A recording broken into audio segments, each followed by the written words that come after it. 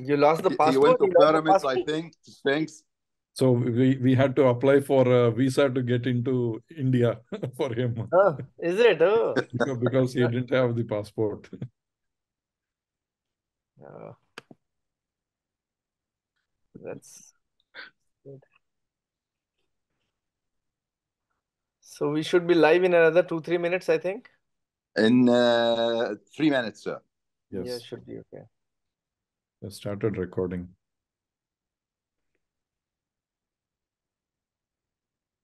Sir, you're working in New Delhi or Professor Oberoi? Yeah, it's a city called Gurgaon. Gurgaon is very close to New Delhi. It's a big city. Yeah, yeah.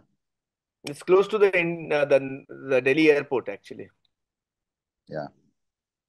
I was 3 years ago, I was in New Delhi in a Uh-huh. conference, and then I went to Agra and I visited Taj Oh, Mahal okay, okay. and many Yeah, of the monuments there in India. yeah. No, I know. You know, sir, I'm very happy for this cooperation between two great countries with two great history, Egypt and Absolutely. India. Historical. Yeah. I was remembering when I went to Egypt in 2003, and Bollywood was very famous that time in Egypt also. They used to watch a lot of Bollywood movies also. I don't know Yes. why. Is it now still, but at that time they were watching a lot of Bollywood movies also. I think it's still the same. Still the same, yeah. They knew the name of some of our actors in India, Amitabh Bachchan and Yeah. yeah. Yeah, so it Shah Rukh Khan. was Shah Rukh Khan. Yes, yes, yes, Good yes. time. Yes, sir. Yes, Yeah. he's very famous, even in Egypt. Egypt. Yes, yes, yes, yes. I Yeah. told you. And they liked my turban also. They thought I am some king or something. And sir, when I was in New Delhi, I was in the Hotel Oberoi Hotel. Oberoi You own Hotel. it, Yeah, sir? You own it, yeah, sir? yeah, yeah. It's your hotel, sir? If it was my hotel, I would not be sitting here. Yeah. I would be. But there is an Oberoi hotel in Cairo also. There used to be Oberoi in Yeah, Cairo. yeah, yeah. In Cairo, Mina, There Oberoi is Mina. there is another hotel, Oberoi Hotel, in nearby Taj Mahal, sir, I think. Yes, yes, yes. Oberoi Raj Yeah, Vilas we or visited something. it also. Yeah, Yes, yes. The group, it had an hotel in Egypt also, in New York also, Delhi, yeah, Agra. Yes. yeah. It's Yeah. a luxurious hostel. Hotel. Yeah, Yeah. it's a seven Yes, star, yes. something Yeah, like yeah. that. It's a 7-star hotel. Yeah. Yeah. Yeah, yeah, 7 star. My name is only same, but I don't have any connections. I thought it may belong to you, sir. Besides Ah, being a doctor, you own this chain of hotels. maybe next life. Maybe. This life, no hope. This life is Side only business. A side arthroscopy. business Yeah. beside the medicine. Yes, this life is for medicine now. Maybe next Yeah. life to hospitality industry. We are ready to start, sir. Yes, yes, sure. Yes. Bismillah ar-Rahman ar-Rahim. It's a great honor for me to announce for another meeting in the very fruitful Egyptian Indian orthopedic online course. Tonight we have two eminent speakers from India. Professor Oberoi from India will speak about the long head of biceps rupture, and from Egypt, Professor Amr Rashwan will speak about irreparable cuff rotator cuff tear and their management. First of all, I would like to thank the Egyptian Orthopedic Association and the Indian Orthopedic Association for sponsoring this course. Many, many thanks to my dear friend, Dr. Sernivas Kamhamti, for his great effort in this course and in the previous international trauma webinar and in the upcoming international hip webinar. Many thanks to you, my friend, for your great effort, and many thanks to Ortho TV for live streaming this webinar to all the countries all over the world. And thanks to Eva Pharma Company for sponsoring this course. First, we will start with Professor Oberoi. Professor Oberoi, please, can you share your screen, sir? And Dr. Sernivas will be the moderator of this session. Dr. Sernivas, would you introduce Professor Oberoi, sir? Sir, I'll just introduce you if you don't mind. Yeah, sure. I can Yeah, unshare that. please Yeah. stop sharing. Yeah, thank you. Thank you very much, Professor Lashab, for the kind words. Good evening, everybody. It's a pleasure for me to introduce Dr. IPS Oberoi. He's one of the prominent arthroscopy surgeons from India. So Dr. IPS Oberoi is currently working as Director of Orthopedics, Arthroscopy, Joint Replacement Department at JCI accredited Artemis Hospital in Gurgaon, India, and is one of the best knee replacement, hip replacement, and arthroscopic surgeons in that area. And Dr. Oberoi is the past president of the Indian Arthroscopy Society just last year. And he's an expert in primary and revision joint replacement surgeries of knee, hip, shoulder, elbow, and ankle joints. He's one of the first and among only few surgeons who started minimally invasive reconstructive surgery for shoulder, elbow, hip, and ankle joints. In addition, he's also mastered the techniques of managing multi-ligament and complex injuries of the knee. He's published on joint replacement, arthroscopy, and sports injuries in journals and textbooks, and prepared manuscripts for arthroscopy education for young orthopods. And he's a visiting surgeon to Al Tawara Medical Teaching Hospital, Ministry of Health, Sana'a, Yemen. He's also a visiting surgeon to many other countries, including Yemen. He's invited as surgeon to medical schools and hospitals in Iraq, Iran, Oman, and Syria. And he's given lectures in various international and national meetings. He's a member of some of the professional bodies like AAOS, Asia Pacific Orthopedic Association, Orthopedic Association of SAARC countries, ISACOS, and Asian Arthroscopy Society. He's been secretary and Indian Orthopedic Association. Thank you very much for accepting the invite to give a talk today, Dr. Oberoi. Please go ahead. Thank you very much. Thank you. Thank you.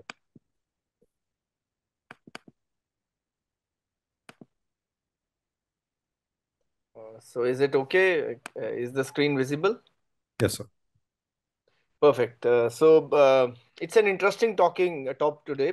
We talk about the long head of biceps rupture or a long head of biceps tear. It's interesting in a way that we commonly, as an shoulder surgeon, see this problem, and often we find it confusing to operate or not to operate, and if at all to operate, what technology and what technique to be used for biceps tear. Most of the people which come to us are usually younger people. They usually fall on an outstretched hand with trauma, leading to the long head of biceps rupture. But most of them are either heavyweight lifters in the gym, and while lifting heavy weights, they actually break their long head of biceps tendon. There are certain sports activity where after falling, especially in snowboarding, when they fall on the snow and they try to break the fall, they put pressure on their arms and they break their long head of biceps. And also soccer also, we have seen a lot of soccer injuries where they actually fall, and while stopping their fall, they fall down and they break the long head of biceps. It's also commonly seen in elderly, but with the rotator cuff pathology, when we are doing cuff surgeries, we often find biceps also ruptured, especially with subscapularis. But most commonly, the long head of biceps is ruptured in athletic activities due to trauma or lifting weight. Most of these patients often tell that then when they were lifting heavy weight, they just heard an audible pop. We could or could not see sometimes a Popeye sign, depending upon the swelling and also the size of the arm. Some people are very skinny. You can actually see the Popeye sign or a Popeye deformity. Patients are initially painful, but overhead activity starts to become painful later on, because once the normal pain has subsided, then it's more painful in overhead activities, especially when they are throwing. The arm is going into supination and when elbow is flexing. So these are the activities which are requiring biceps, and these are painful. The pain is often in the anterior part of the shoulder, and sometimes these patients have pain which actually radiates down to the arm, because to the belly of biceps, essentially called as a biceps cramp. The power of the supination strength as to the other side might be decreased in some patients, though it is not a very consistent finding. So most often these have a nagging pain in the shoulder after that injury, and pain is also some cramping sensation is there. Weakness may or may not be there, which might be significant. We try to decide whether to operate on these patients or not to operate depending upon their requirements. Often in patients which are high activity level people, younger athletes going into gym, doing a lot of athletic activity, or heavy workers which have to lift heavy weights, these are the guys where we would want to actually go ahead and do some kind of repair. The repair of this longer biceps is called tenodesis, where we are going to put the tendon back onto the bone. If you look into the picture, there are various places where we can fix the tendon back. You can actually put it right at the articular cartilage, that's juxta-articular one. You can go at the superior border of the groove, which is at the groove, or you can go either subpectoral, something down below the groove. Subpectoral is one which we commonly do because when longer biceps ruptures, it actually goes down through the groove. And most often than not, the patients often have a lot of inflammation of the biceps tendon in the groove. So just fixing this on the articular cartilage or at the groove doesn't make sense because there is a pec major tendon which is right in front of it. So it is always better to go ahead and do a subpec tenodesis, and that's the most favorite surgery which is done when long head of biceps is ruptured. It's a subpec tenodesis.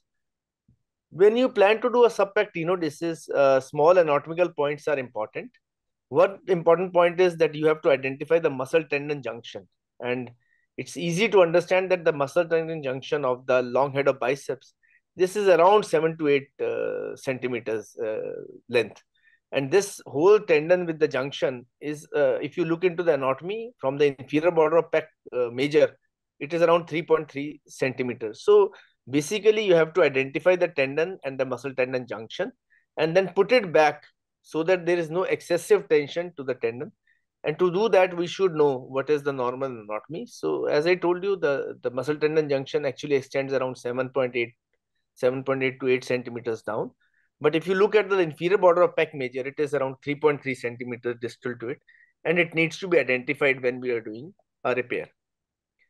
The incision is a cosmetic incision. It's a small incision which is at the inferior border of the pec major tendon. So you palpate the pec major tendon. It's easier to palpate. Arm goes into a slight abduction and external rotation. And a small 3 centimeter skin incision is made over the anterior part of the arm, which you are centering at the pec major tendon. So it's an incision which is a small vertical 3 centimeter incision. Subcutaneous tissue can easily be dissected out. Finger has to be put inside and you can do a finger dissection. And when you do a finger dissection, you are able to palpate the pec major, and underneath you can palpate the groove. And when you are able to palpate the groove, all you need to do is put your finger down and fish the biceps out. Most of the time, if the tendon tear is an acute tear, couple of days old, you would be able to find this tendon somewhere here in almost all these cases. They retract, go down to the inferior part of the groove, and this is where the tendon would stay in most of the cases. So you just put your finger down and fish it out, and you can take it out. So that's how it is done. Then when you take it out, it's important to mark the proximal and the distal aspect of the muscle tendon junction. And when you mark it, you have to put interlocking stitches, something called like a Krakow stitches, which we commonly do for any tendon repair. We often use non-absorbable sutures, fiber wire, tiger wire, or sometimes even orthobraid sutures to stitch this muscle tendon junction, because this is going to hold well into the belly, because the biceps has got a lot of power. It can actually avulse off. So your suture fixation should be good. And we recommend at least 3 interlocking sutures, not 2, but at least 3 interlocking sutures in a Krakow manner to be put in the muscle tendon junction, which is important. Once that has been done, then you have to put your tendon back onto the tenodesis site. And we have to identify the tenodesis site. And I think as we said that the most distal part of the muscle tendon junction of the long head of biceps after tenodesis should be 3 centimeter distal to the inferior edge of pectoralis major, because that's where anatomical point is there. So which means this actually comes at the distal 1/3 of the bicipital groove. So when you have done a dissection, when you have stitched the tendon, you identify the lower part of the biceps groove and see that you have to stitch it put the tendon back at that place. And this usually is around the muscle tendon junction is around 3 centimeters distal to the inferior edge of pec major tendon. So you have two important landmarks. You have a landmark of an inferior edge of pec major tendon, and you have a landmark of the bicipital groove. So in the distal third of the bicipital groove, that's the right place. And if you see the inferior part of the pec major tendon, you palpate it. Just 3 centimeter distal to it should be the most distal part of the muscle tendon junction. So these are two anatomical features which are consistent, and your biceps tenodesis site will be perfect if you go by these two anatomical landmarks which are always there. It's important to understand that there are a lot of neurovascular structures which are very close to this area, especially the radial nerve, the musculocutaneous nerve, and the axillary nerve. Now, these are plus minus centimeter and a half close to this area. So there are a couple of dissections which have been done. Depending upon where exactly you're going to put your tenodesis site, there are nerves around it. So it's important that whatever dissection is done subperiosteal. You should not do very too much traction, and you should not be extra periosteal. You have to be subperiosteal in such cases.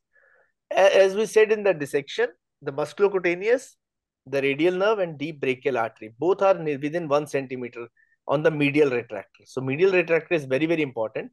If the medial retractor, medial side, you have all these structures which are very, very important. External rotation of the arm would move the musculocutaneous nerve by around a centimeter away from the tenodesis side as compared to internal rotation. So that is why whenever we do tenodesis, another two important points is you limit the use of a medial retraction. You don't retract it too hard on the medial side, because on the medial side there is a musculocutaneous nerve, there is a radial nerve, and the deep brachial artery is there. As far as the lateral side is concerned, you just external rotate the arm slightly, and it will actually take away your musculocutaneous nerve away. So again, on the lateral side, just external rotate the arm, and I think that is a good technique to avoid a neurovascular injury. So we commonly use two bent Homan retractors. One we place medially, one is placed laterally. And as I told, it is strictly subperiosteal. So finger dissection, you put your first Homan on the medial side, and then you put a Homan on the lateral side. And with the finger dissection, you can actually take the biceps out. So that's how the biceps is out. It's acute tear. And then you identify the tenodesis site. You see that the bone is exposed nicely, inferior part of the groove. And then you remove the periosteum there. And now, depending upon the technique where you want to do, you identify the point and you would go ahead and do it. So if you do two Homan retractors, one medial and one lateral, don't retract on the medial side too hard. You would be able to avoid injury to the axillary nerve laterally. And as I said, the musculocutaneous and the medial antebrachial cutaneous nerve on the medial side. So these are two important nerves on either side. And when you go subperiosteally and put your arm in slight external rotation, you are able to protect any neurovascular injuries when you do a subpec tenodesis. There are a lot of studies which show the position of forearm while doing a tenodesis. So the patients were grouped into two groups. One is when the arm is put in a pronation and extension, and second is a neutral position where the elbow is flexed and hand is positioned with thumb pointing upward. There is no statistical difference which was noted. You can put the arm in extension, pronation extension, you can put it in flexion. As far as power is concerned, there is no difference wherever you keep the arm while doing a fixation. But when you do fixation in pronation and extension, the functional score is much better because patient has less pain, because you actually restore the length of the biceps. You don't make it too short. If you flex it, there are chances you may be tightening the biceps a bit more. And these patients often have some biceps cramps and pain by end of 3 or 6 months or so. So functionally speaking, though the position of forearm is not very important, but it is better that if you put it in pronation and extension, because long-term outcomes have shown that the patients don't have cramping sensation after the repair when you put the arm in full extension and pronation. Now, once you have identified the site where you want to fix your biceps tenodesis, these are 5 important methods where you can do it. One is an interference screw. You can either use a bio or a peak screw. Then there are special tenodesis anchors and tenodesis screws. A lot of companies have made tenodesis screws, which are there. Tenodesis anchors are also there. But there are new technologies which are called as all suture anchors, and they are very helpful nowadays and commonly used for doing a biceps tenodesis. And then there is a no anchor technique, which is called as a keyhole technique. So a lot of surgeons have come up with different techniques, and we'll talk about these techniques as we go through our presentation. I think interference screw has been conventionally done. We have been doing interference screw for so many years. Usually we used to make a tunnel which was around 8 millimeter tunnel. uh, Anything which is more than 6 millimeter on the humeral side is a problem, because that is going to ultimately pose a lot of pressure onto the humeral cortical bone and predispose to fractures. And that is a reason that you should not make a large tunnel for the interference screw. So we usually use a smaller tunnels for the interference screw in these cases. I'll just stop in a minute. My laptop is going into sleep mode. I'll just put a battery. 1 minute.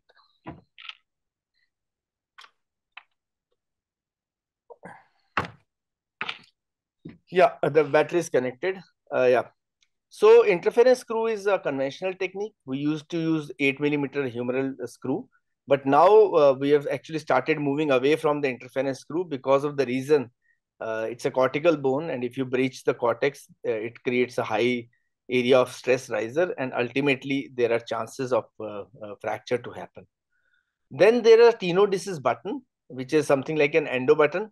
You can actually flip it onto the posterior cortex, and as you are going to make the endo button loop smaller, the tendon can go into the socket. So with an endo button, you make a small tunnel, you use a small screw to fix it. It's a bicortical fixation, one on the posterior aspect, one on the anterior aspect. The problem with this kind of tenodesis buttons are that there is an axillary nerve in the back, and there are chances of axillary nerve damage in such patients.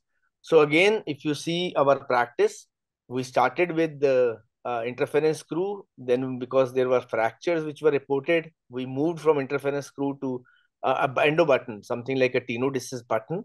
We used to flip it on the posterior part of the humerus and then make the loop shorter by cycling it and putting another screw on the anterior cortex. This was a double cortical fixation.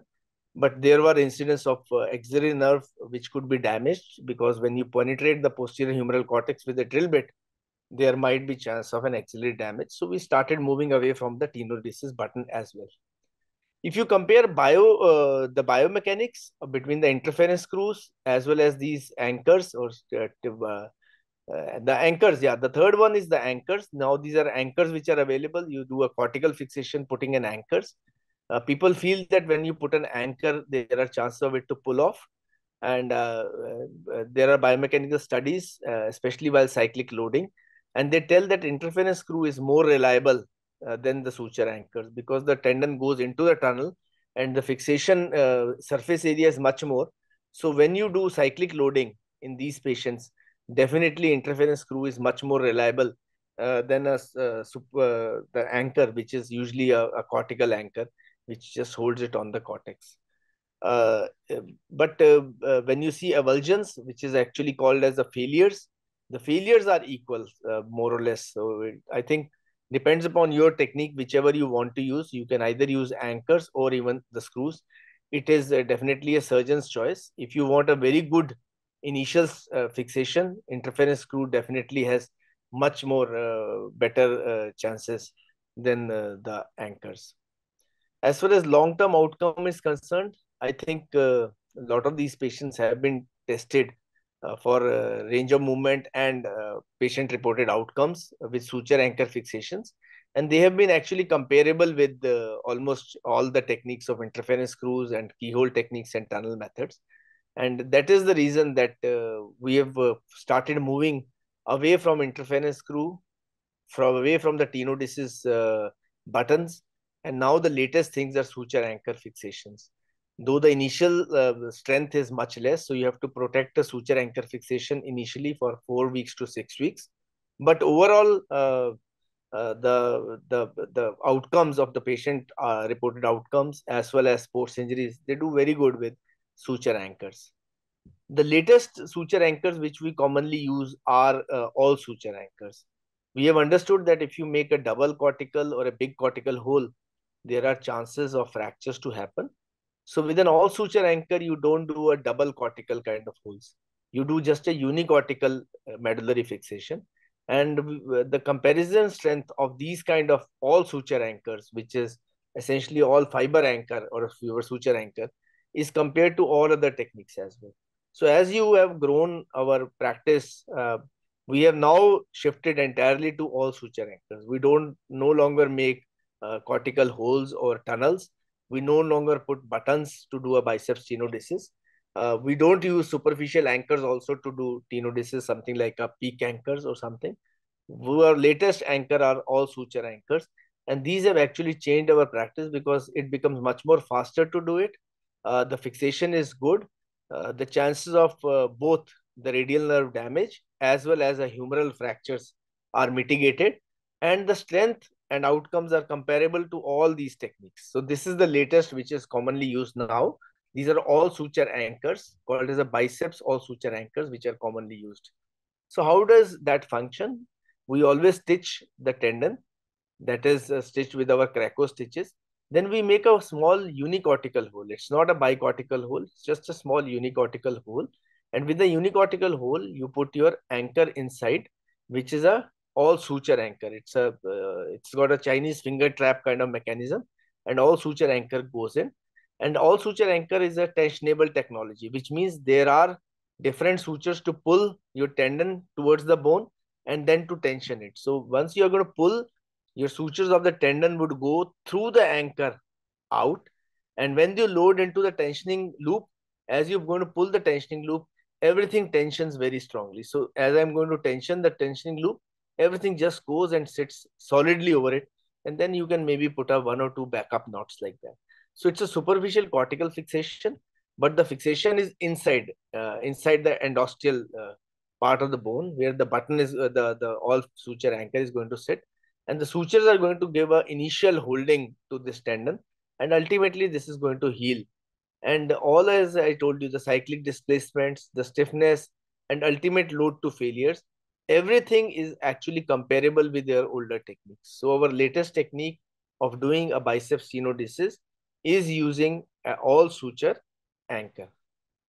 As I told you, they are actually very stable in cyclic loading. It actually maintains the proper tension when we are tightening it. Our rehabilitation has to be controlled because you have to actually get the bone and tendon to heal. But initially, 12 weeks, if you do a very good fixation in around 3 months' time, it actually heals very, very well. So that is why now our rehabilitation actually starts within 3 to 5 days after surgery. We put the patients in an elbow sling, keep it flexed, and then gently the patient is going to take it out of the elbow and achieve full extension in a couple of days. We avoid full range of movement or active elbow flexions till around 4 weeks or so. You don't want to give any tension to the tendon. So around 4 weeks or so, patient is not lifting any heavy weight, getting too much of elbow flexion done. Don't push too much extension, and don't do a lot of hard supination for 4 weeks or so. And that is why we usually give them a pouch or an immobilizer for 4 to 6 weeks.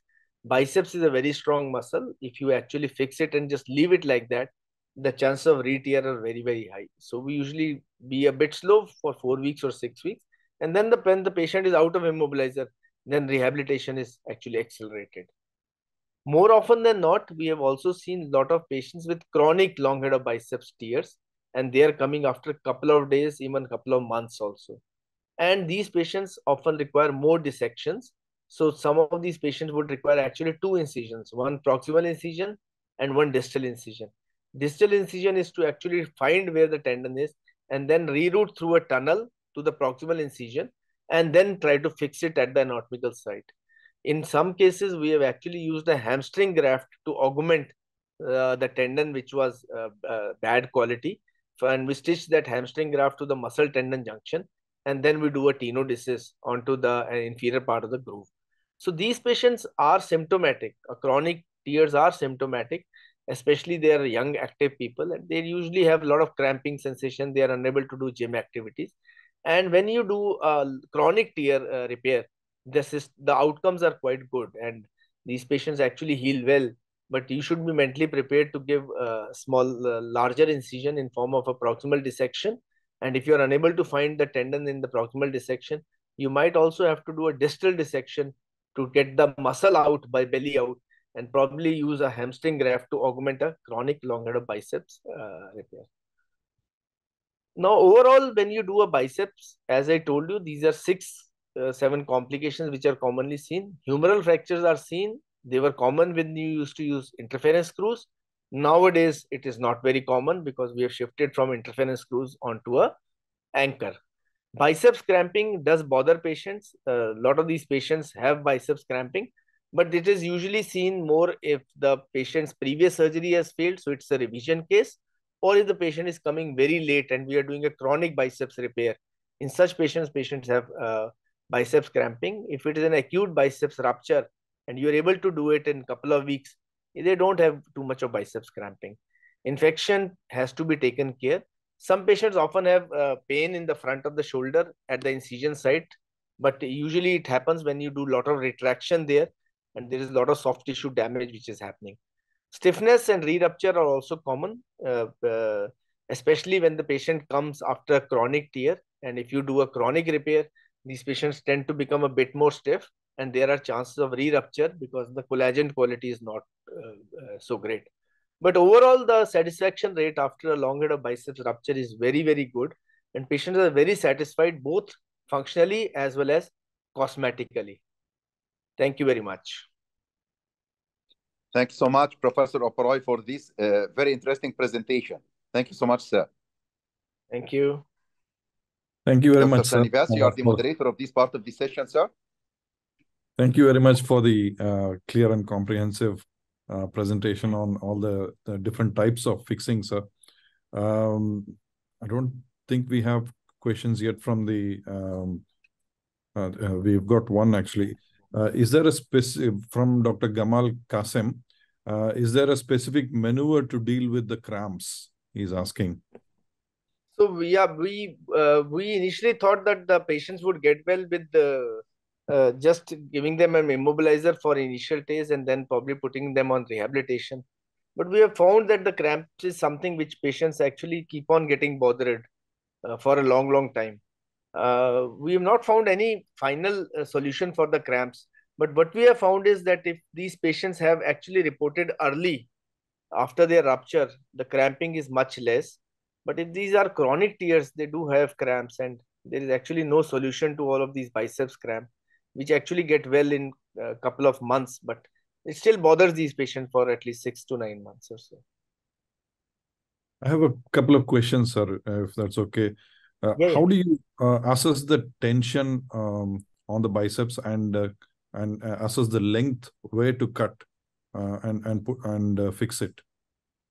So I think as I told you, the muscle tendon junction is important. So if you see the muscle tendon junction, you don't want to shorten that muscle tendon junction. Don't want to pull it quite up. You have to have a nice 3 centimeter of this muscle tendon junction. So over and above, you can actually excise that part. When you stitch it, the last part should be around 3 centimeters of muscle tendon junction, which should correspond, as I told you, close to the inferior part of the bicep screw. So you then don't over tighten it or you don't leave it lax. The arm position can be electively. There are people who have been putting it an extension and getting good results. There are surgeons who are putting it in flexion and they are also getting good results. But overall, anatomical landmarks are important. You don't assess the tension there itself. You just try to put it anatomically as the dissections have told us. And most of these patients usually get good tension anyway, because short head of biceps is there, and then some fibrosis is going to happen there ultimately. So you just restore anatomy. You can't assess the tension. Patient is under general anesthesia. It's already muscle relaxation is given. So you can't actually, you have a tendency to over tighten it, and that is bad. So that is the thing. No, don't over tighten it. With respect to the technique using the interference screw, what size of interference screw do you use in relation to the drill hole? That's one question. The other one is, how do you put the tendon inside and maintain it when you're putting the interference screw? So that used to be very challenge, and that is why whenever we used to put interference screw, the tendon never used to come out. It was the sutures which were going in, and that is why the interference screw was modified to a biotenodesis kind of interference screw. Yes. It was something like a fork. So the companies came out with that screw which had got a fork in front, and you used to load it through the anchor. So on the fork itself, the tendon would sit, and then you will guide that fork into the tunnel base, and then put the screw over it. So it used to be something like a fork down, a tunnel, and a screw over it. So fork would just keep it down, and your screw would come it. So that was a tenodesis kind of screw. The typical biotenodesis screw which came out was a forked tenodesis screw, because the tendon would not go out. Because as you were pulling it, sometimes the tendon would come out. You would just end up putting on the sutures. So the design was like that, but we have actually moved out from a tenodesis screw now. We don't use it.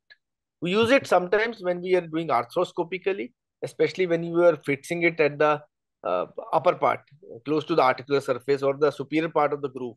But as we come inferior part of the groove, it's more cortical bone, and you don't want a 6, 7, or 8 millimeter size stress riser there. And the size, the diameter of the screw in relation to the drill hole, sir, for the interference So screw? companies have made the screw size from 7 to 9, but I think even 7 is a bigger screw, especially for the subcontinent where we are staying. The proximal part of the arm is actually very, very narrow, especially in the area of biceps groove. And so even 7 is not a good idea to make a hole there. Okay, thank you. Professor Elisha wanted to ask a few questions, I think. Yes, sir. Please, sir. Thank you so much. Thank you so much. Professor Oberoi, do you think that in such cases there is a rule for conservative management, sir? Yes, definitely. I mean, those who are not into active lifting, overhead activities, and active elbow flexion activities, they have a role of conservative therapy. Sometimes we actually ask the patients to wait and watch for a couple of weeks, though we understand that the surgery is going to become more complex. But they sometimes they are not very happy with the Popeye sign. They don't feel good.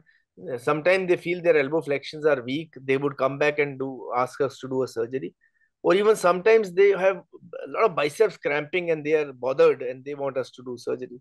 But yes, if he is not an active athlete, especially into heavy weightlifting, there is definitely a role of conservative therapy. Brachialis muscle is there, shoulder head of biceps is there, elbow flexion power is quite good. Supination is something which is a bit weak, but most of people are able to cope up. Yes, sir. And what's the role of arthroscopy in biceps tenodesis, sir? So arthroscopy in biceps tenodesis is commonly done when we have a associated cuff tear. So if it is an isolated biceps rupture where there is no cuff tear, just biceps, they lifted the weight, the longer the biceps ruptured and it just got down, we just go ahead and do a subpec tenodesis after an MRI for sure. But in a degenerative condition where the biceps is also degenerate and then there is a cuff tear also, most of the time it is associated with cuff tear. There is no history of trauma. They just have pain, they are unable to lift it up. And when you do an MRI, you find that the subscap is torn, the biceps is actually shredded, sometimes even torn. And these are the patients where arthroscopy is also very important, because then you have to address both the pathologies. In such circumstances, you often find biceps, flimsy biceps there. And if you want to do a tenodesis, you can actually pull it up and as much do tenodesis at the area of articular surface or just at the superior border of the bicipital groove. But arthroscopy is essentially for the cuff pathologies associated with the biceps rupture. Yes, sir. And sir, if I found a concomitant subscapular tear, I do manage both tears at the same time? Yes, that is the best thing to do. Subscapularis is a very important muscle. We have been underestimating that muscle. And whenever you have a biceps which is degenerate and torn, it actually goes out of the groove and goes into the subscapularis because that pulley is gone. So there is a subscap leading edge tear. If it could be a partial tear, it could be a complete tear. Depends upon the pathology. But arthroscopy has a role of identifying that tear, fixing that tear, and then adding on a biceps tenodesis. Some people would do a tenotomy and then do a subscap repair. Some people would do a tenodesis so that the part of the tendon is out now or already tenodesis, and then you can address the subscapularis. But often seen with degenerative conditions, not as a traumatic lesion.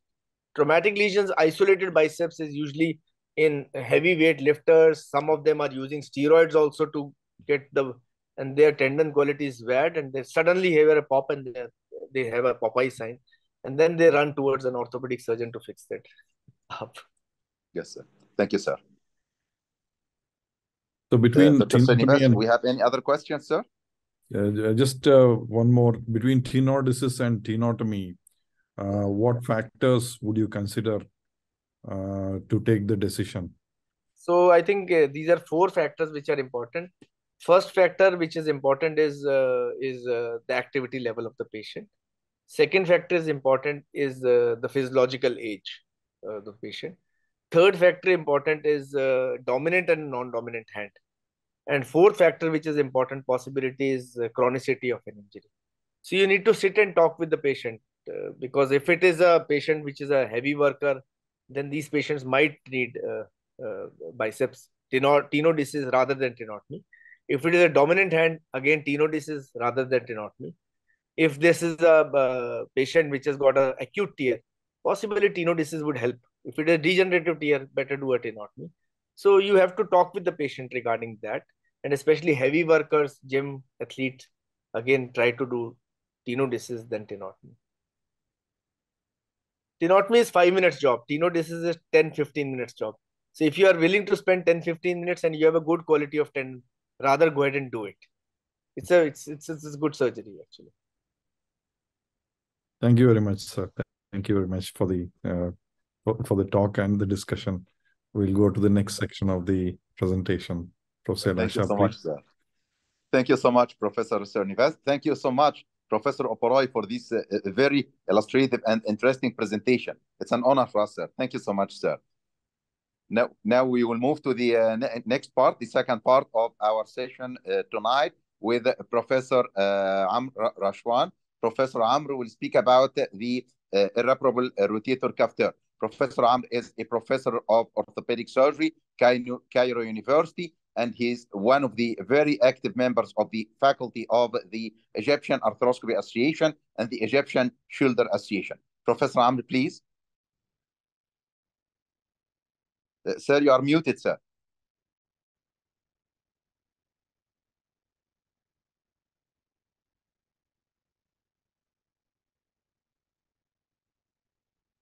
Professor Amr, you are muted, sir. Thanks, yes, sir. Dr. Mohammed Ashab. Thank you, sir. For giving me the chance to participate in such a marvelous educational course. I will talk about the irreparable rotator cuff tear management.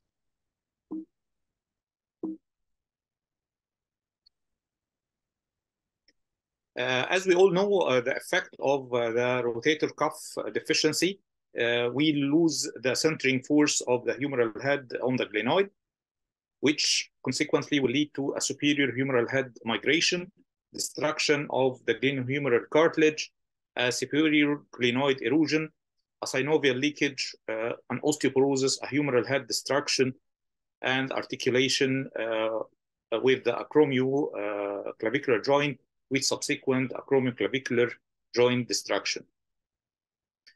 This is a vicious circle in which the rotator cuff tear will cause the loss of the centering force on the humeral head with subsequent upward pull of the deltoid on the humeral head. And so the humeral head cannot be held against the glenoid with subsequent diminution of the acromiohumeral distance less than 6 millimeters. This subsequently will lead to an abutment of the humeral head against the acromion, subsequent stabilization of the acromion, and ending into a rotator cuff arthropathy. Our main aim in the rotator cuff repair is to attain an anatomical repair to the footprint, which is usually tried to be achieved in active patient in the absence of severe degenerative changes. Let's go through a clinical case scenario. A patient, 65 years old, she is hypertensive and diabetic. She underwent a rotator cuff repair for her left shoulder 6 months ago. with no improvement in the range of motion since the operation and in spite of several sessions of physiotherapy. On examination, she had a limited abduction, less than 45 degrees of active elevation, and limited forward elevation with limitation of internal rotation and external rotation, with subsequent wasting of a supraspinatus and infraspinatus. She is suffering from a pseudo-paralytic shoulder. The pseudo-paralytic shoulder is described as a normal passive range of motion in the presence of a massive rotator cuff tear with a less than 45 degrees to 90 degrees of active elevation. This is our patient, and this is her imaging.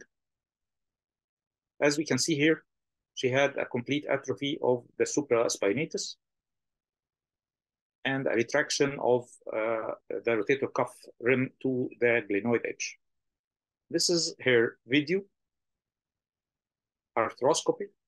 As we can see here, there is a complete degeneration of the cuff, which is at the glenoid edge. And after doing the releases, it couldn't be attained more than the glenoid edge. We had performed a reverse shoulder arthroplasty for this patient to achieve a better shoulder function. And this is her follow-up after 1 year. And this is the patient, and this is her follow-up. Another case, a male patient, 48 years old. He's an active manual worker. He sustained a fall from a height during working on the ladder. And he fell with his right arm catched on the ladder steps 1 year ago. He's complaining of loss of ability to abduct, flex his shoulder. On examination, he had the limited abduction, flexion, external rotation. However, there is some wasting of the supra and infraspinatus. As we can see here, his rotator cuff at the edge of the glenoid with wasting of the supraspinatus, as we can see. We had done him a lower trapezius transfer with lengthening of the lower trapezius tendon, which had a short excursion with the semitendinosus tendon harvested from the knee and then taken arthroscopically assisted to be fixed in the superior aspect of the greater tuberosity. And here is the patient after 1 year of physiotherapy. There is still some limitation on the right side, but this is a function for a young patient. We have 3 unequal descriptions: a massive rotator cuff tear, an irreparable tear, and a pseudoparalytic shoulder. The massive rotator cuff tear, as described by Gerber, it is an involvement of more than 2 tendons of the rotator cuff in the tear. Copfield had described a more than 5 centimeter retraction and an exposure of 65% of the greater tuberosity. An irreparable rotator cuff tear is described as a tear which is impossible to achieve an anatomical fixation in 60 degrees of abduction in spite of an adequate tendon release, as described by Gerber et al., a retraction to the glenoid edge, a superior escape with an acromiohumeral distance less than 6 millimeters, or a Hamada classification, an acetabilization of the acromion, which is a rotator cuff arthropathy, a fatty infiltration, Goutelier grade 3 or 4, a muscle atrophy and decreased elasticity, and a weak external rotation. Finally, the last description is a pseudoparalytic shoulder, which is a patient suffering from a normal passive range of motion in the presence of a massive rotator cuff tear with less than 40 to 90 degree elevation without active external rotation or internal rotation. So why a functioning shoulder turns into a non-functioning shoulder? This is related to the loss of the force couples around the shoulder, mainly the vertical force couple and the horizontal force couple. The vertical force couple is formed between the deltoid upward pull and the supraspinatus, and the horizontal between the subscapularis anteriorly and the infraspinatus anterior minor posterior. Such a disimbalance, when it is in the vertical orientation, there is an isolated loss of elevation because the deltoid is functioning while the supraspinatus is weak, and this will lead to a superior escape of the humeral head. A horizontal imbalance, usually there is an isolated loss of the external rotation if the infraspinatus and teres minor are involved, while the subscapularis, teres major, and pectoralis major and latissimus dorsi are still functioning. Another form of horizontal imbalance is the isolated loss of internal rotation when the subscapularis is affected while the infraspinatus and teres minor are still functioning. And finally, a combination of horizontal and vertical imbalance in which there is a combined loss of elevation and external rotation. And here there is an involvement of the supraspinatus, infraspinatus, and teres minor. The horizontal and vertical imbalance usually cause the loss of the spatial orientation of the upper limb in the space and inability to stabilize the arm or to prevent it from drifting into an internal rotation.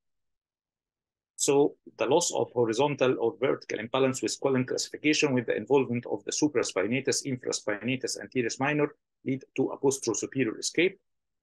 And the loss of the supraspinatus subscapularis anteriorly will lead to an anterosuperior escape. This is the summary. This is an isolated loss of elevation, an isolated loss of external rotation, an isolated loss of internal rotation, a combined loss of elevation and external rotation as described by Quellen. So we had 4 forms as we had described for a non-functioning shoulder. Our treatment option for a massive irreparable rotator cuff tear could be a non-arthroplasty option, an arthroscopic debridement with a reverse subacromial decompression of biceps tenotomy, a partial rotator cuff repair, a balloon spacer, superior capsular reconstruction, a tendon transfer, and arthrodesis with a reverse shoulder arthroplasty as the arthroplasty option. And finally, a non-operative treatment for those who are unfit for surgery. Let's go for discussion for our options for a massive irreparable rotator cuff tear. The non-operative treatment, putting into consideration a failure rate of 70% after rotator cuff repair for massive and chronic rotator tears, and putting into consideration as well the pain relief and the functional improvement does not necessarily correlate with the successful structural healing of the tendon, is mainly indicated for a traumatic rotator cuff tear. This could be achieved through an anterior deltoid re-education program to rehabilitate the deltoid muscle to compensate for a deficient rotator cuff. The arthroscopic debridement with a reverse subacromial decompression, or what's commonly known as tuberoplasty, this option is needed to protect the coracoacromial ligament, which is a structure at risk in the regular subacromial decompression to prevent the anterosuperior humeral head escape while ensuring a smooth acromiohumeral articulation. And the biceps tenotomy is aimed as the long head of biceps tendon is a main pain generator in patient with a deficient cuff. So it is indicated mainly in patient with a low physical demand, a sufficient residual shoulder function, and when the pain is the chief complaint. Its main advantages, it requires a shorter rehabilitation and only it is a minor surgical risk. But it has a higher failure rate over time and a discomfort and function deficit could be achieved later on. A partial rotator cuff repair is one of the non-arthroplasty options for a massive irreparable rotator cuff tear. It aims to restore the rotator cuff force couple anteriorly through the subscapularis and posteriorly through the infraspinatus and teres minor. This offers a sufficient concavity compression of the humeral head into the glenoid, which can be obtained by a balanced force couple, and so it prevents the superior humeral head migration. The advantage of this option is it has a reliable short-term outcomes in patients without a significant arthritis. However, the clinical outcomes may deteriorate over time due to the failure of the repair, and it requires a longer rehab. To go for the tendon transfer, it is mainly indicated for young patients without a glenohumeral arthritis, but with a functional deficit, especially external rotation. The main advantages of the tendon transfer, it is a standardized surgical technique. it has a reasonable outcome in a relatively young patients, and it restores an active range of motion. However, it requires a high patient compliance and a long and complex rehabilitation. As we discussed before, the 4 non-functioning shoulder patients, the isolated elevation, isolated loss of external rotation, the isolated loss of internal rotation, and a combined loss of elevation and external rotation. We have 5 principles for the tendon transfer. We need an accurate positioning of the transfer tendon, as physiological tensioning of the transferred muscle tendon junction, a strong bone fixation of the reimplanted tendon, a minimally invasive surgery to reduce the muscle scarring, and a synergistic transfer. So how we can restore the vertical balance? The first option is to have a latissimus dorsi transfer with a superior fixation on top. For restoration of the horizontal balance, as to say, recreation of the infraspinatus anterior minor, our first option is El Bosco transfer, or a modified El Bosco transfer through a combined anterior incision, or a lower trapezius transfer as described by Bassem Al-Hassan. Why the lower trapezius transfer is much better? Because biomechanically it is superior to the latissimus dorsi transfer for restoration of the glenohumeral mechanics and the joint reaction force. It offers a better abduction and external rotation compared to the latissimus transfer. The tension and the excursion forces of trapezius are very similar to the infraspinatus. However, it carries the risk of a seroma formation due to the subcutaneous tunneling under the deltoid. This is the technique originally described by Bassem Al-Hassan, a lower trapezius transfer, but it carries the problem of a short excursion of the lower trapezius, which can be lengthened by an allograft Achilles tendon or an autograft of a semitendinosus or gracilis harvested from the knee and then taken to the fixation point on the greater tuberosity. How we can restore the horizontal balance to recreate the subscapularis? This could be achieved through a pectoralis major transfer, but we should take care that the pec major is from the anterior chest wall, so it needs to, during tendon transfer, needs to be passed under the conjoint tendon. As we can see here, the pec major is passed under the conjoint tendon to act as a subscapularis substitute. And how to restore the vertical and horizontal balance? This could be achieved through a reverse shoulder arthroplasty, but this corrects only the vertical imbalance, not the horizontal balance. So we can have an active forward elevation, but with no rotation. And this is the price which need to be paid. Why the latissimus dorsi alone can fail to restore the horizontal and vertical imbalance? Because of the rules of tendon transfer, a one tendon, a one transfer, and a one function. So in the pseudoparalytic shoulder, we had at least 2 tendons injured, so the latissimus dorsi cannot provide a perfect solution for the horizontal and the vertical imbalance. So to restore the vertical or horizontal imbalance, we need to do either a reverse shoulder arthroplasty with Nice El Bosco transfer. We can have a biological lateralization, a bio-reverse shoulder arthroplasty, or the third option to get a lateralized reverse shoulder arthroplasty. This is the tendon transfer combined with a reverse shoulder arthroplasty to improve the rotation range of motion, not just the active forward elevation. Another option for a massive irreparable rotator cuff tear is the superior capsule reconstruction. Here, the graft prevents the superior migration of the humeral head, maintaining the fulcrum if the forescapula is still intact. Many options have been used for the superior capsule reconstruction: the fascia lata, the biceps tendon, the acellular human dermal allograft, indicated mainly in patients with a pseudoparesis, an intact or a repairable subscapularis tendon, and absence of an external rotation laxity. However, it is contraindicated in high-grade osteoarthritis, deltoid weakness, and irreparable subscapularis tears. Another option is the subacromial biodegradable spacer. The aim is to depress the humeral head to a more central position on the glenoid, so restoring the force couple and increasing the deltoid load to improve the deltoid lever arm.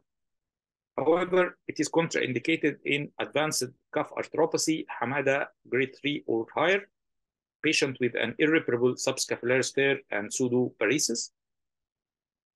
Our final option is the arthroplasty option, the reverse shoulder arthroplasty. It is mainly indicated for massive irreparable rotator cuff tears in the elderly and rotator cuff arthropathy with a decreased acromiohumeral distance. The main advantage of a reverse total shoulder arthroplasty is that it has a very good outcome on the short and mid-term follow-up. It requires a shorter rehabilitation and a considerable scientific evidence supporting the use of reverse shoulder. However, it has a limited use in younger patients with some functional deficits related to the arthroplasty design and a limited load-bearing capacity. This is the principle on shifting or medialization of the center of rotation. Gramont in 1985 had described a medialization of the center of rotation.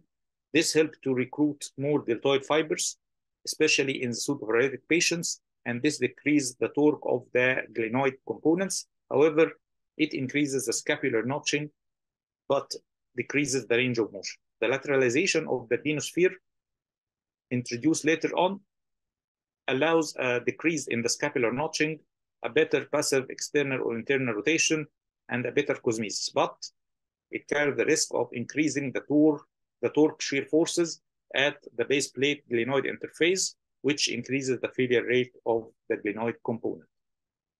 To summarize, our algorithm in younger patients with a posterior superior cuff affection, a tendon transfer is a valid option, a lower trapezius transfer, an POSCO transfer, a partial rotator cuff repair, or a superior capsule reconstruction. Regarding the anterosuperior cuff affection, the tendon transfer is there. However, in older patients, a non-operative treatment, a subacromial biceps tenotomy, a balloon spacer, superior capsule reconstruction is there with a partial repair and reverse shoulder arthroplasty. My take-home message, a proper patient examination to detect those with pseudoparalysis. A reverse shoulder arthroplasty is still a marvelous solution for a patient with cuff arthropathy, but it can be non-functioning regarding the internal or external rotation. Tendon transfer is technically challenging and need a long experience and a proper patient selection for each option. Thank you so much.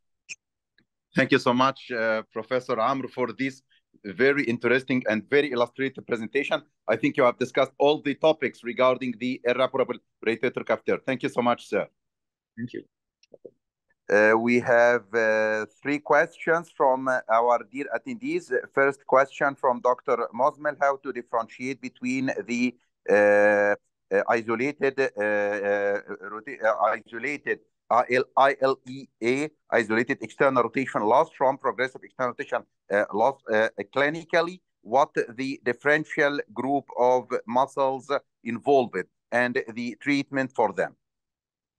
For the isolated elevation? Yeah. The isolated elevation depends mainly on the effect of the supraspinatus. So testing the supraspinatus carefully will help to illustrate that it is an isolated elevation deficit only, while testing the subscapularis anteriorly and the infraspinatus anterior minor posteriorly, we can clinically confirm our diagnosis. Yes, sir. Another question from Dr. Gamal Qasim is there is a minimally invasive maneuver in the to minimize pain in all patients unfit for arthroplasty? Yes, the minimally invasive surgery could be just doing a debridement, a reverse subacromial decompression, and a biceps tenotomy. As we had said, that the long head of biceps tendon is a main pain generator. So this can be relieved with a minimal surgery. Yes, sir. The third question from Dr. Abdullah, the cost of implant of arthroplasty, I think it's now very expensive. Yes. Reverse the shoulder. Yeah. Of course. A question from me, sir. Do you prefer if you have a case that's a candidate for reverse shoulder, do you prefer to start with shoulder arthroplasty, or do you try another non-invasive measure before going to arthroplasty directly? If the patient is having an advanced rotator cuff arthropathy and a patient suffering from a pseudo paralysis, I think the main option will be the arthroplasty option. If the patient is younger, if the degree of arthropathy is still starting, then the tendon transfer is there, or a partial repair could be achieved. Yes, sir. And do you think that still there is an option for arthrodesis, sir, after the reverse shoulder is going up in the era for management of such cases? I think an arthrodesis is a horrible option, but it is still there. Yeah. Yeah. Professor Oberoi? Yeah, just a small comment. I mean, Dr. Amr, are you using biceps also for SCR or using a facial lata usually? No, I had shifted. I had tried some cases in Mihata technique, but I couldn't achieve a desirable success. So I shifted into the biceps tendon since 2 years. I have done around 20 patients now. I think it offers a very strong graft with a less use of anchors. You can use just 2 anchors, and then you can do a side-to-side convergence and achieve a better repair. Yes, yes. It's a very thick graft. It's a vascular graft. It is available locally. And I think, as you rightly said, 20 cases. And I think, yeah, it speaks itself that it is a really good. If you have a healthy biceps, use it. Yes, yes. Unless the tendon is completely frayed or completely damaged, then it is not an option in this case. And when you do a biceps SCR, would you do a tenotomy and then shift the biceps, or you do a biceps SCR in continuation? You just take it out of the group and in continuation just pull it on the superior aspect. How do you? No, I don't do a rerouting for the biceps tendon. I just divide it and then I reattach it on an anchor on the lateral aspect of the greater tuberosity. Yes, yes. And how do you decide where to attach the biceps? Please, sir. I reattach the biceps tendon at the most, as far as I can, laterally, in order to be able later on to get a side-to-side convergence of the remaining cuff over the biceps tendon.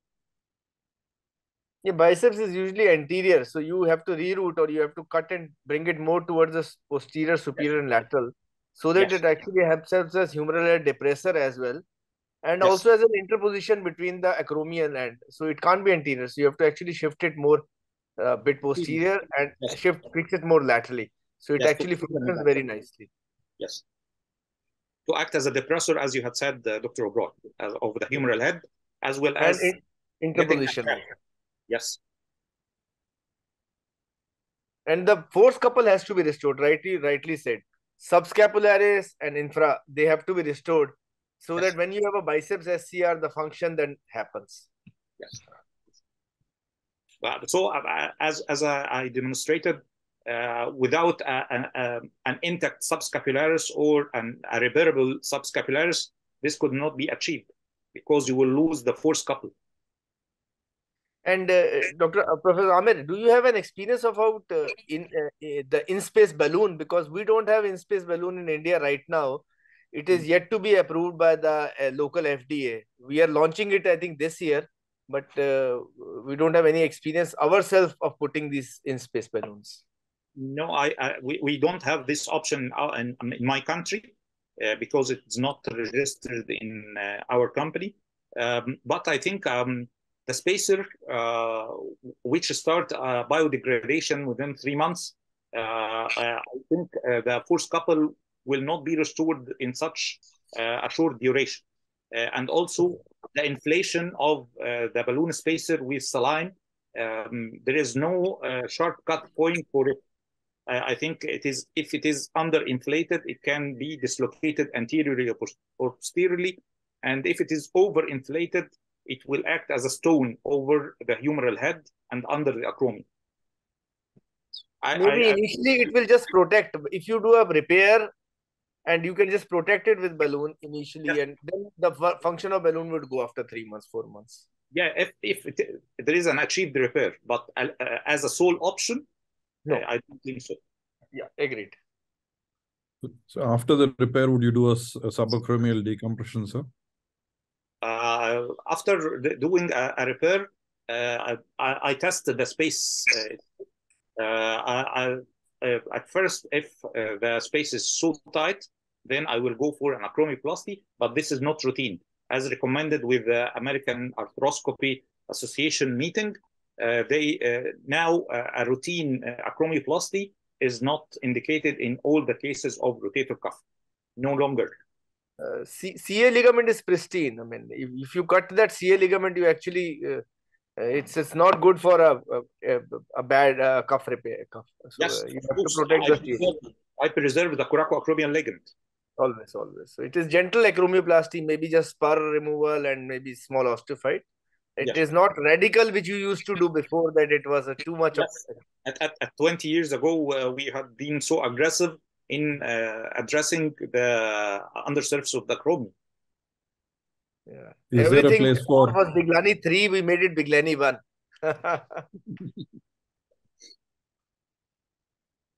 Thank you so much, sir. I think we have no more questions.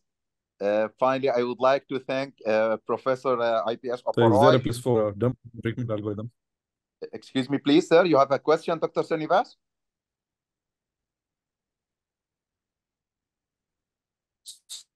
Sorry, I think my connection has been a bit slow. You can hear me, hear sir? Me, sir? Yes, I can hear you.